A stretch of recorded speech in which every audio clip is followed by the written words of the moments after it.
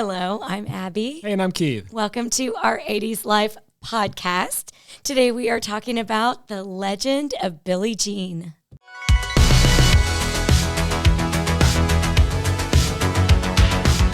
Okay, so we invited our friends over to see The Legend of Billie Jean because Keith and I personally love this movie. It's one of our favorite 80s movies, but I feel like it's underappreciated. Like a lot of people have not seen this, and our friends had not seen it. So we had to rectify that. Yes, we had to rectify it, and we also want to know what you guys thought. First of all, let's introduce ourselves, and then tell me what you thought about The Legend of Billie Jean. So we're going to start with Mark, the mixologist over here. What did you think? My life is now complete. I thought it was a great 80s movie that I'd only seen bits and pieces of. So, Susan, what did you think? I thought it was good. I didn't remember it at all from the 80s. Like you didn't remember seeing like the trailer or anything? None of it. All right, this is our friend Scott. Scott, what did you think about The Legend of Billie Jean? Entertaining. I never went to go see it. Typical youth rebellion. Typical youth rebellion. Rosemary, what did you think? I did not see it in the theaters, but I do remember it coming out because I remember the haircut. Oh, the haircut. And I was like, isn't that Supergirl? So that was how I remembered it. It was definitely a good 80s movie, inspirational, take it to the man, stick it to the man. Yeah, To interesting. the grown-ups. Yeah. Stick it to the grown-ups. And now we're the grown-ups, dang it. Yeah, interesting fact. So when Supergirl was actually debuting in the theaters, that's when they were actually filming The Legend of Billie Jean, because they were talking about on their off time that they actually went and watched the show while they were filming. Yeah, in the theater. Yeah. Yeah, because we watched the commentary and Yardley Smith said, don't you remember? We went and saw it in the movie theater. And Helen Slater's like, I don't even remember that. But apparently they did. So this was Helen's second big movie. Yardley, I believe it was her first big movie. She'd had one before, and she'd been on Broadway a little bit. And Christian Slater's first big movie also. What'd you guys think about his performance in the movie? Any thoughts about that? I just remember him from Young Guns, so I kept cracking up with blonde hair The blonde hair. and as skinny and little as he was. 'Cause Yeah, He was so tiny. It took me a while to really see Christian Slater in his face. I guess he was just so much younger than what I think of him from his later movies. I always think of him from Heathers. It's so dark, and his character is so different compared to this one. So it's a big change. Having seen Heathers first, it was weird seeing Christian Slater as this young, innocent kid when I think of him as being like the rebellious, sort of dark. I'm feeling guilty now because I haven't seen Heathers. I haven't either. I was thinking about doing that for movie Can night. we still be friends? Yeah, I haven't like seen Heathers is a very great, very dark movie. think Oh, it's we got to do Fletch Yeah. first, and then Fletch. maybe We Heather. do like Sledge, Commando, Predator. Yeah. something We talked I've about seen. The Lost Boys. There's so many great movies. Oh, The Lost Boys. Oh my goodness, The Lost Boys. I've watched that multiple times. Right. We have talked about doing that in the future, so we'll be sure and call Rosemary when we please do do. The Lost Boys. Scott doesn't have to come, although he does have the Kiefer Sutherland haircut. It just depends He on the time you does. see him. Or we talked about the Billie Jean or haircut. It depends on the day. We were teasing him a little bit for having the Billie Jean haircut, but he didn't wear the long earring tonight. So. Well, he cut his mullet. Oh, Just you for had a tonight. mullet? Just for I tonight. never had a mullet. Oh, okay. Never A had week a ago, mullet. he had a Are you mullet. starting I rumors? saw him a week ago Not with a this mullet. decade, anyway. Not in this decade. All right, so let's talk characters. The names are kind of weird from the movie. So we've got, of course, Billie Jean. The brother's name is Binks, Christian Slater's character. Putter is Yardley Smith's character. We've got Lloyd, Ophelia, Ringwald, played by the great Peter Coyote. You guys recognized him. And then Hubie is the bad guy. And, of course, Mr. Pyatt. Ugh. All right. Characters, what did you guys think? The piece of the movie that I'd seen years ago had Putter in it, and she was so annoying, and her voice just so nasally that it drove me crazy. And I'm like, I can't watch this movie. Can I come, Billie Jean? I love police stations. I thought Billie Jean and Binks had a very creepy relationship. Oh, you didn't? Agree. Really? The brother-sister thing wasn't brother-sister, working yeah. for you? No. In the very beginning, I thought they were couple, boyfriend, girlfriend. yeah. a couple. When Like they the hopped way- on the and scooter. then kind of the way she strutted around in front of him Yeah. in her crop top and Kind of the way they're laying on the little pier and then, there. yeah, I can it see was that. just a little scandalous. Interesting. I thought it was really weird when they were laying on the pier and Hubie and his gang showed up, and the one guy's over there taking pictures of her, which later we'll see, they were selling. But I was like, oh, that's super creepy. Why is he over there taking pictures of her in her swimsuit? I think she was supposedly the prettiest girl in the. I mean, School. didn't they say like Yeah, she took the prettiest picture and Yeah. but she was trailer trash, so they couldn't be seen around With her. So they with just her, take so they pictures took of her pictures and do it in their room? Yeah, in their room. Yeah. But he took pictures of her at the Sonic. He took Yeah, pictures of he her did. everywhere. On Anytime the he- back of the yes. scooter. We don't know what his name was. Cameraman, Hubie's friend. Yes. But Hubie, towards the end, especially that last scene with Mr. Pyatt, when she throws the money down and all that, you kind of see a moment of realization in Hubie, like, oh, maybe my dad's kind of a jerk. Maybe Yeah. he's as sleazy as Maybe my dad's actually an awful person. Hubie's still an idiot, though. Hubie's an idiot. I'm pretty sure we can all agree on that. But you look at how he was raised. You never saw his mother. You only saw Dad, and Dad was a scumbag. Yeah. And True. Dad treated, Billie Jean and the trailer trash in his mind and taught that to his kids. That's a good point. Where is Hubie's mother? We never see her. classic Disney move, missing mom. Missing mom. Missing mom turns you into a bad person. Yeah. With Billie Jean and Binks, they did explain away the dad missing at the very beginning. When the mom's going on the date, she says something about what happened to their dad. And there's a reference to Binks going too fast on the scooter, which made me think maybe dad had some kind of an accident or something, maybe a motorcycle. Well, but they talked about insurance money Yeah. because that's how he got Yeah, the so- scooter was through Dad's So insurance. dad died in some kind of accident, but we don't know about Hubie's mom. That's very interesting. Good point. Yeah, so what y'all think about Pyatt? So that's played by Richard Bradford, and I thought he did a really good job for his character. Playing a sleazy guy? He obviously had to play a sleazy guy, but he played a really good sleazy did a guy. He did. I wouldn't want to go upstairs with him. Okay, so the Dockside Surf Shop, it still exists. Keith's sporting Yes, the T-shirt. He actually went and visited the Dockside Surf Shop when Did he you was go in upstairs, town. Keith? There is no upstairs to go to anymore. That was the thing. That's why he went, to see if there was a stairs. So the first time when we filmed the filming locations, it was over Thanksgiving and they were closed. And you couldn't see in, so we couldn't see if the spiral staircase was still there. So I had to go back. So I was back there a few months later when I went to go visit my parents. And I met the lady that owns the place now. She is not the same owner that owned it when the movie happened.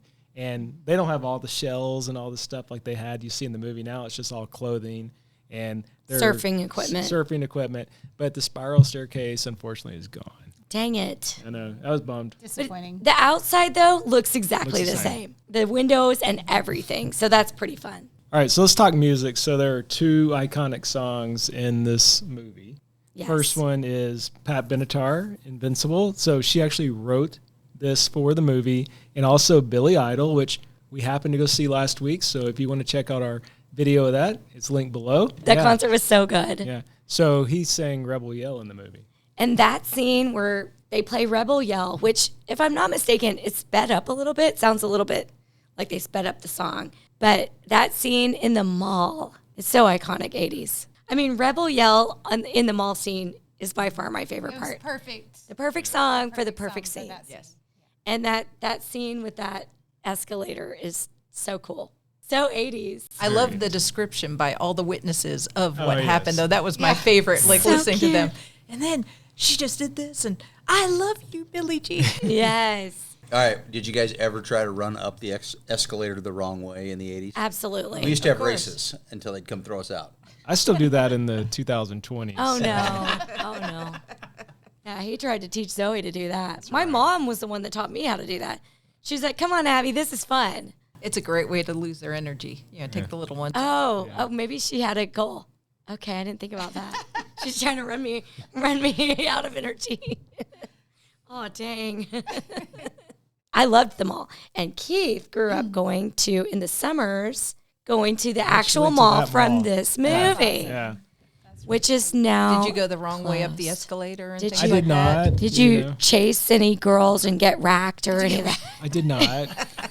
We spent Like Splash anybody? through the fountains? did you not run wreck to it? the fountains. I saw the fountains, but we spent a lot of time at Aladdin's castle, so that's where we spent our time. But you said you actually were in that KB store, the Yeah, KB Toys. Yeah, so that's KB Toys where they were doing all the IOUs. So I've been in that store multiple times, probably buying like Masters of the Universe action figures, or maybe some Star Wars action figures. You weren't buying G.I. Joe. I wish walkie-talkies? I was buying all that stuff and saved it till now. You know? Yeah. That scene is so great. I love that scene. The weird thing about Corpus is there's 2 malls, and there's that one which they called it Ocean Park Mall or something in the movie, but it's actually called Sunrise Mall. I don't know why they changed the name, but there's 2 malls, and they're literally right next door to each other. So the other one was so weird. The other one's Padre Staples Mall, and it was like the dead mall in the 80s. No one went there, and everyone went to Sunrise. Well, now Sunrise is a dead mall, and Padre Staples Mall is just like thriving. It's weird how that happens. So. 80s question here. Okay. She left IOUs everywhere. And the thing that I remember from, getting a note from somebody in class, especially a girl, was every girl signed their name with the heart. Either like if they had an I in their name, they dotted it with a heart, or but they wrote that. So was that you guys? Did you guys sign your letters, your notes with a little heart, just like she did on her IOUs? I did, absolutely. Oh, you weren't did? talking. You weren't talking No, to me. he said the girls. I used to resent the fact that my name didn't have an I or something. Mine didn't either. No eyes for Name me. with a happy face or a heart or. Just knew how to sign my mom's name, but that was a whole nother story. For those papers that you're supposed to get signed, the report cards. So themes of the movie, there's a lot of different themes. Some people might say, girl power. Others might say the mob mentality was a big theme. Youth independence. There's so many themes. What did you guys think? What struck you as themes for this movie? Did you pick up on her statement about the media when she said the media can say anything they want? Yes. And you look at that, what's going on today, especially with social media and everything. I mean, it was just kind of a, 40 years ahead of time. Yeah, oh, wow. she said. You're right. To me, that classic 80s movie of sticking it to the grown-up, like we kind of talked about earlier. Kids are smarter than the adults. How long did it take him to get caught? I know they didn't have the things And that they we have never now, left but they never left the circle of Corpus Christi, which isn't and that they were big. driving around a giant blue station wagon that said Breeze They Haven. did make it on USA Today. They were on the cover Yes. of USA Today. Right. National news. But just that whole, the kids outsmart the adults. And Fair is fair. yeah. I love that. But I did too, yeah. And boy, that would have really resonated with me back in the 80s. As a teenager, As a teenager, I loved that kind of stuff. Yes. As a teenager, that adults are just picking on us, and we just want to hang out. And we're good kids. We're not doing anything wrong. Yeah. Maybe you guys were. I wasn't. I really liked Lieutenant Ringwald. Yes, about characters. He Yeah. was, Peter he was the first one Coyote. I thought of. Yeah. And when we watched the commentary was done by Helen Slater and the girl that played Putter, which is Yardley Smith. And they both were like, "Oh, Peter Coyote." He's so hot, They you thought know. he was really, because they're watching it years later, right, as adults. And they were like, "He is so cute." And I thought it was funny. He was the authority figure in the movie, but as adults, they thought he was cute. And he was. And his character was so sweet because right off the bat, as soon as the shooting happens, he's like, "Oh man, I totally blew it." Like he realizes he messed up. And he spends the whole movie trying to rectify the situation. And so I really kind of, as an adult, empathized with him. Yeah, one thing I learned from watching this movie, and I've probably seen it 5 times now, is I didn't realize he was the one that actually paid the money at the mall. Yeah, and I don't know why I never picked up on that. I'm like, oh, he's actually the one that was paying. It wasn't Pyatt that was paying. It was But did he him. get it back? Yeah, good question. I don't know. Well, they never gave it to her, so assuming he got it back. Mr. Pyatt ends up Because he put his foot on it. fouling it up. But yeah, he did say, he's like, "I don't know why you'd put up your own money." Yeah. Because Pyatt was such a jerk. He was not going to give it. He was just not going to do it. But Even though they owed it. But even when they went into the police station and Putter dropped the F-bomb, but then he repeated that. He's like, He yes, did. and if you don't hear that, then Yeah. we're going to bring him in, Yeah. Like he's trying to identify with them. Right. Yeah. But let them know that he cares. And it seemed to be almost like a little bit of class warfare, if you want to say, a little bit similar to Pretty in Pink, where it was the poor, the working class people against the rich. Yeah. For sure. And so there was that whole class side of things. And Yeah, because we don't get a lot of background about Hubie and his friends, but they have a nice car. They have the camera and all that. You kind of assume. And they're kind of teasing them because they live in the trailer park and So yeah, you're right. That's a solid theme throughout the movie. And this came out the same year as The Breakfast Club, right? 1985. Right? Again, probably one of the reasons I never saw it. It got overshadowed. There were so many heavy hitters. Yeah. What's interesting is I saw Pat Benatar a couple of times, and I'm sure that was one of my favorite songs that she sang. Me too. And it didn't even register that it was for a movie. Yeah, that song probably overshadowed the movie actually, because this Invincible, I know it charted. I don't know how high it got on the chart, but I know it charted. It is my favorite Pat Benatar song also. No way. Oh, come on. Wait, which one do you like What's better? yours? You gotta hit me with your best shot. Yeah. Oh, I thought you were going to say Love is a Battlefield. Oh, God, no, that's awful. Only if you can do the dance scene to go along with it. Heartbreaker's So the best one, many. though. Heartbreaker's the best one. I mean, That's a good one, too. there's so many. My dad likes Heartbreaker. That's his favorite. That'd be my favorite. Okay, so let's talk about the Joan of Arc deal. So they make it pretty clear early on that the movie is sort of supposed to be based on Joan of Arc. Like her character takes on this whole Joan of Arc persona, which we see first, I think the first time when she's at Lloyd's house and he's watching Joan of Arc. It's on the TV. And she's just like mesmerized by it. So what did you guys think about the Joan of Arc connection? I think it would have been lost on me in the 80s because Me I'm too. not sure I would have known who Joan of Arc was. when it Yeah, came out. I think that's why I enjoyed it more now, because Okay. Yeah. that totally went over my head Yeah. when I was whatever age I was at that point, Same. teenager, you know. But Joan of Arc was 17 when she fought the siege of Orleans. So we had to, I mean, I'm not going to lie. I Googled this stuff before we did this. You guys didn't have to study this in history class in like fifth So- grade? We probably did, but I forgot it. Well, I don't know if I did or not. I don't know. Oh, I read books on Joan of Arc, but You I always did? loved strong women and reading those. I love the story of Joan of Arc. How they tried to bring it in, a little bit of a stretch, but it was. Yeah. It gave her something that she didn't know about, so it was really kind of cool to watch her be inspired by that. And just cut that hair. And See, I thought it was typical Hollywood.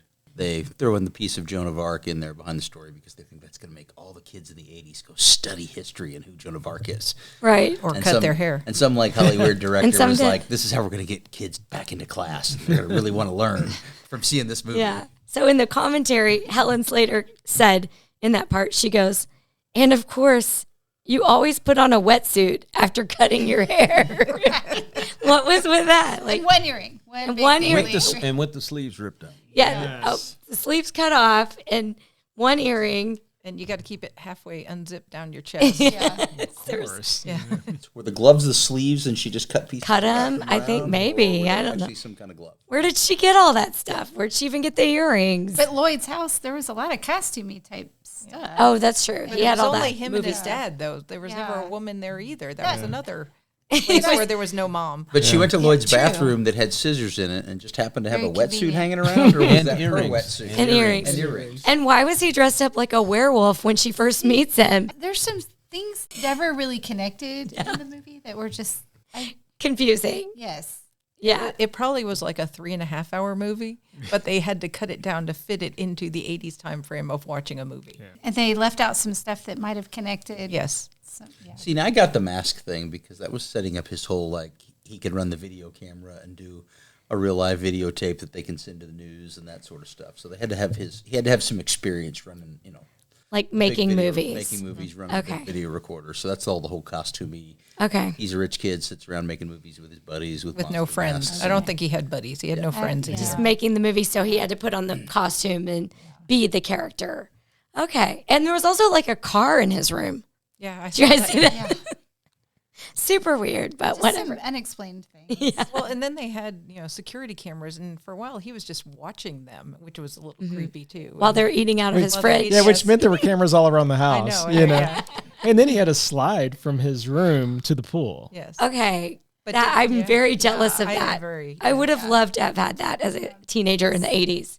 A water slide from your room to the pool. Yes, please. Yes. And easy to sneak out. Although it's kind of loud. You'd have Yeah. to very quietly, Those like, of you to that get all did wet. that kind of Yeah, thing. but yeah, you're gonna have to keep close someplace else. And you're You're wet. Shoulder we're drenched. no, sneak out, you but just you're go naked down the slide. You carry your bags in a plastic you bag, go. and then you get dressed on the way Okay, out. Shawshank Yes. Redemption. There you go. Rosemary's got it figured out. There you go. Rosemary, did you ever sneak out? I did not. I was the goody two shoes of the Okay. family. So So all of this started with a Honda Elite, $608. $608 worth To of fix it, damage. Did anybody ride a scooter back in the day? I know he did. I did. Anybody? Before you were 16? Yeah. Yes, because in Not after. because in Texas you could get a driver's license for a scooter at 15, but you couldn't get a license for a car until 16. So I got a scooter For that 1 year. until I got a car. It was the most dangerous thing ever because Especially you know, in Texas. top speed going down a hill with the wind behind you was probably like 36 miles per hour. Oh, no. I mean, this was like there was only a certain scooter you could have. that's why that car And- caught up to them Yeah. so Yeah. easily. And I'm driving like on like the equivalent of like 96, like on On the a highway. scooter that goes 35 to 40 miles per hour. I mean, it's like you're talking about dangerous. You know, Yikes. lucky I'm still alive. 1985, $608 would have been like, how much is a scooter? Yeah, that's a lot of Well, money. that thing looked pretty damaged. I mean, it was like somebody Yeah, I gnawed guess- on the seat. I mean, Yeah. it was like But I'm like, disgusting. how much was a was scooter? I guess total, I yeah. would have thought Really you could bad. get a scooter for $608, but maybe not. I don't Maybe have know. no idea how much a scooter was. Keith? It wasn't much more than $608. Yeah. Though. Did you remember I like mean- the Suzuki Samurais came out and those were like $3 or $4 grand? I mean, my first car was $1,800. So that's, I'm like, it was a car, not a scooter. So I don't know. Well, and then they tried to give him a free one, and it was like It was a Yamaha. Yamaha, and he goes, Yamaha. a Yamaha, like it was offensive. I thought that was funny. Like, here's your Ford Festiva I instead have of your a Mustang. Honda Elite, thank you. Hey, I respect that. It was brand loyal, you know. Come on. He was brand loyal. Okay. Any takeaways you guys want to talk about? Kit Kats. Do you think there was some product placement with the Kit Kats in this movie? Sit there, I was thinking about that going, okay, there was Kit Kats. Were there other product placement things? Probably. Was that one of the first? Was There that? were in the store. You could see they had brand names shown on the chip bags and everything as she went down. But Kit Kats were, verbally spoken. Yes. Yeah, I think that was. But like, an I don't extra. remember, like, Back to the Future was the same time Pepsi Pepsi. was a big corporate sponsor. Yeah. And it was Yeah. known, right, that they were a Right. sponsor and that everything was going to be about Pepsi in that movie. And E.T., Reese's. Reese's Pieces. Reese's Not Pieces. Reese's Peanut Butter Cups. No, Reese's the Pieces. Yeah. That's because M&M's turned it down. Wow. Oh. Dumb move, That was a big M&M's. mistake. There was some beer at the end in that last big beach scene. The Oh. Coors beer What kind was, of beer was it? I think it was Coors. I don't know, but I just remember guys with the beers Yeah. step down off the truck. What was it rated? It says PG-13, but I really thought overall the movie's pretty clean. thought I didn't so, think it was- too. I think it. Yeah. I was surprised. I think the only reason it was PG-13 was because the F-bomb. F word And then was her spoken being twice. assaulted. Her being almost assaulted. Yeah. Overall, it's a pretty clean movie And- by and today's she was- standards. She turned out to be a really positive role model for all those girls. Except she was teaching girls to rack everybody. How is that bad? Everyone that got racked, Self-defense. everyone that got racked in this movie deserved Deserved it. it. Yes. They 10 out of all 10. deserved All it. daughters should learn. That's Yes. yes. Yeah, we should show this to all our daughters and make sure I'll teach you later. they learn the self-defense move. I think we counted like 5 Is he times. the test dummy for all of us later? No. That was Billie Jean's signature move. She, when in doubt, just rack the guy. It's funny, when I was thinking of, foods for our dinner, I thought about doing nut clusters or nut buster or something like that. But Rack of lamb. rack of lambs. Oh my That's what I thought you were going to say. missed opportunity. Yeah. Dang it. Okay, so everybody be honest. On the count of 3, thumbs up or thumbs down for The Legend of Billie Jean. 1, 2, 3. Okay, we all gave it a thumbs up. Yay. And you guys are enlightened on this classic 80s movie. All right, so if you have not seen The Legend of Billie Jean, we strongly encourage you to do so. Unfortunately, it is not really streaming right now. I think you can pay for it. You can rent it on Just go to Blockbuster. Amazon Prime, or go to Amazon, just buy the DVD like we did. And if you have seen it and you enjoy filming locations, be sure and watch our video. We went all around Corpus Christi and found all the locations. You did? We did not go to Colorado, though, to get that last location. Oh, yeah, Vermont?